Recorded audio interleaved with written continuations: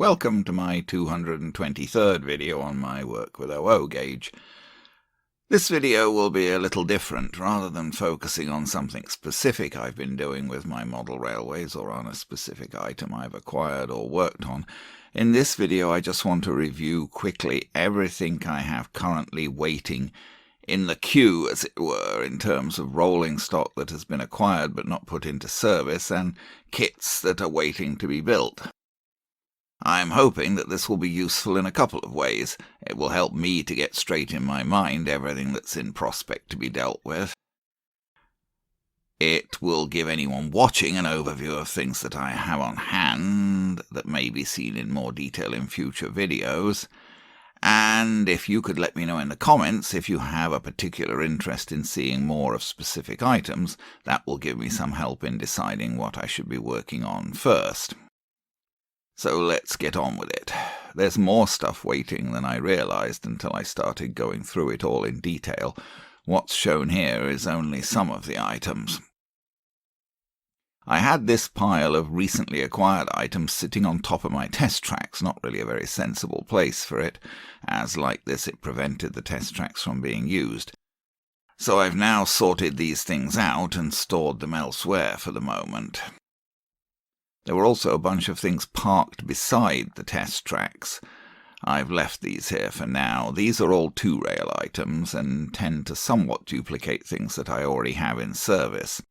Another lever-operated LMS mail coach, something on which I've already done a video, a 002 rail 8F, a 002 rail City of London Coronation class, a Lima diesel shunter, and a couple of other coaches.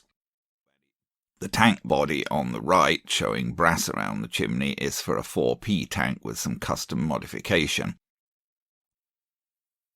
I bought that hoping that I might be able to fit it to a 003 rail 4P tank body, making a better LMS 4P tank for 3-rail operations. But that's not going to be possible, as this body just couldn't be made to fit around the motor on the 003 rail chassis, so now I don't really have any use for that item in prospect. These two engines I bought from Nigel of British Model Trains a while ago. Unusually for me, well, uniquely for me, they're both DCC fitted, since neither Nigel nor I had the appropriate blanking plates to fit them. I seem to remember they're either 18 or 21 pin DCC. The back loco is a Hughes Mogul, a crab, and the front one is a Webb coal tank, both by Bachmann. I've tested them on the test track, and they do both run under DC control, although there's a noticeable hesitation in their response to the controller because of the DCC, presumably. You turn up the power, nothing seems to happen, then a second or two later the loco starts off. This one is quite an interesting item, a Graham Farish 00 gauge Black 5. This model has a weird old Farish mechanical system. Plunger pickups on the tender pass power to a motor in the tender, which then rotates a drive shaft connected to the loco, which, via gears in the loco, drives the loco wheels. I haven't done anything with this yet. The little bits of metal behind the tender fell out of the box when I unpacked it. I can't quite see where they might be supposed to fit, although they look like steps. I'm thinking perhaps they were a custom addition rather than part of the original Farish model. These rather novel LMS coaches and wagons I picked up at a recent train show. They're on standard Hornby 00 chassis with simplex couplings, but the bodies appear to be kit-built. This is a Hornby LMS passenger train set that I picked up on eBay UK, a 2P440 tender engine in LMS black and 3 LMS coaches. It's one of those limited edition things, although I've never really seen the point of that myself. This is an older model of a streamlined Coronation class that I picked up at a train show. It does definitely run. The body is plastic, and I believe it was made by Triang, although I can't see where it says so anywhere. All I can see in the way of markings is "Made in England" on the bottom of the tender. This is a kit-built model of a Lancashire and Yorkshire Aspinall Atlantic tank engine, which I bought from British Model Trains. I'm not too sure what the running prospects are with this. As a kit-built model, it may well have real trouble getting round set-track curves, and there don't appear to be any couplings on it at the moment, but it's a nice-looking model of a little seam prototype, and I will at some point see what I can do with it. This is another kit-built model. I bought this one on eBay UK. It represents a Midland Railways 2000 class flat-iron tank engine. It seems quite nicely built. Given that there are no flanges on the centre driving wheels, this one should have no problem getting round set-track curves, so long as it picks up and runs okay. Here are a couple more locos that I haven't even unboxed. A Bachmann Lancashire and Yorkshire Class 5 tank and a Hornby Fowler 4F tender engine, both in LMS black. And 3 more locos still in their boxes. Another Bachmann L&YR tank, this one in LMS crimson, a Hornby 4P tank in LMS black, and a mainline Royal Scot with realistic steam sound, probably one of those little scrapers in the tender. And 3 more boxed locos, a Bachmann Midland 440 4P compound, a Hornby 264 4P tank in LMS crimson, and a Bachmann Royal Scot Gordon Highlander, evolved from the mainline version of the Royal Scot. Yet more Royal Scots, and a couple of LMS coaches, including a slightly unusual luggage van. The Scot at the top is mainline Old Contemptibles, and the one at the bottom is a Bachmann special edition of the Royal Scot itself. Just a couple of LMS box vans that were hanging round in the queue area. This is a 00 two-rail diesel shunter. I bought this when I was doing all of my mucking around with 00 and Wren diesel shunters and having a lot of difficulties with them. See my video on that. I did eventually get 3-rail and 2-rail diesel shunters running fairly okay without resorting to using this model at all, so now it's a bit of an orphan. If I did want to run it, I would refinish it in LMS black.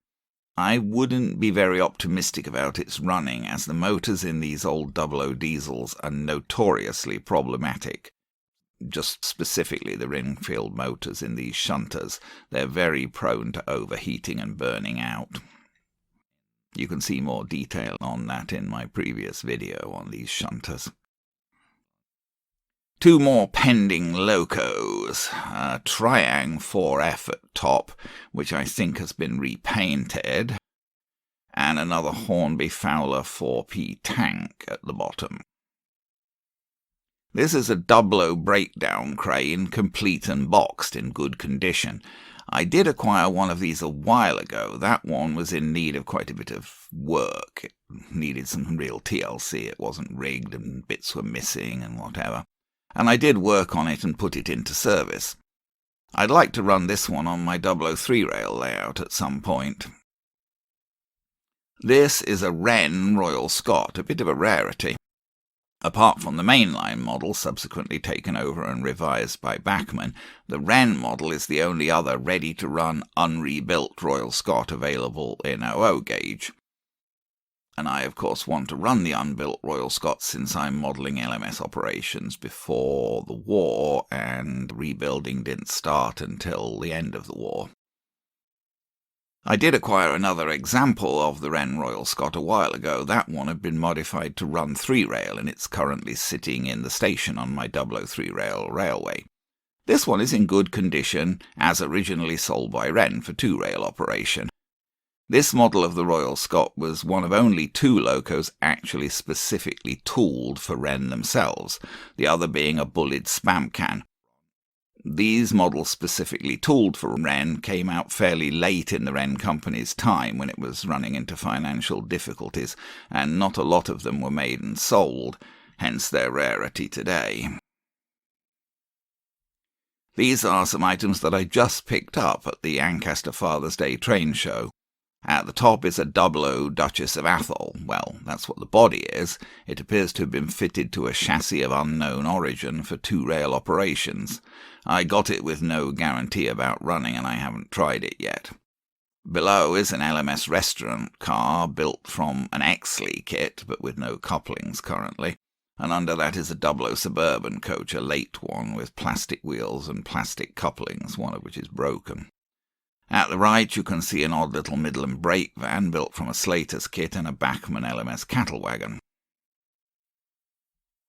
Here are a few more LMS coaches that I have on hand but haven't run yet. A couple of Hornby luggage vans, an Airfix composite, an old Triang ex-Caledonian coach and a Hornby brake. I bought the 003 Rail 264 tank at the bottom here specifically with the idea of using its chassis with a body built from the Wills kit at top. But of course I'd need to build the Wills kit first, and I've never actually built a loco from a white metal kit, so that will be a new experience for me and something I'm looking forward to with some trepidation. I have bought some low-melt solder and new tips for my soldering station in anticipation of trying this, but it does make me rather nervous. Here are some of the other kits I have waiting. These are mostly plastic rolling stock kits, and I have a fair amount of experience with that sort of thing, although there can always be complexities, especially in terms of fitting functional wheels and couplings, and dealing with fine aspects of finishing, decalling and painting and lining, etc.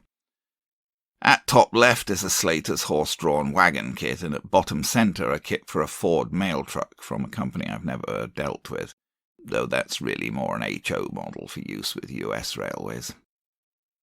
And here are the rest of the kits in the queue, mostly for wagons, but the green plastic kit marked $12 is for a Thornycraft lorry, a steam lorry I believe, and there's a Pico kit for a Maudsley bus at right, and a kit for a telephone box above that.